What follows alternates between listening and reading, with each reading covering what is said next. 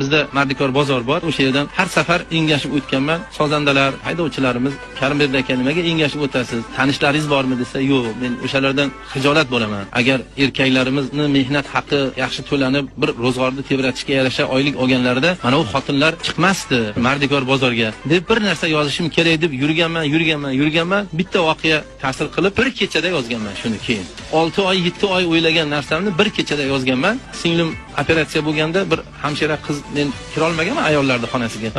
Endi cho'ntagiga arzimas bir 200 so'm solib qo'yganimga ertalabgacha qarab chiqqan. Keyin bir qarasam, akamning hovlisiga kelgan Mardikor qizlarning ichida shu qiz ham bor. Sen doktor emasmiding desam, tanib qoldingiz. Ha, tanib qoldim. Men anaqa praktikada edim, amaliyotda edim, bitirdim, lekin kollejni bitirganlarga ish yo'q. Majbur bo'ldim, Mardikor bozoriga chiqdim. Men aytdim, o'zing mayli endi chiqibsan, lekin ana u xotin bilan chiqqaning xato bo'libdi. Bu xotinni bizni qishloqda hamma taniydi, suyuqroq ayol edi desam, siz uni qo'ying, yonimdagi dugonamni so'rang dedi. Dugonangga nima qilibdi desam, dugonamni to'y bo'lganiga hali 1 oy bo'lmadi dedi. Ana u zaks ko'ylakni pulini so'rab kelavergan, qaynona bermagan, majbur ishlashga. Shu hali chillasi chiqmagan qiz dedi, kelin biz bilan birga qo'shilib mardikorchilikka chiqdi dedi.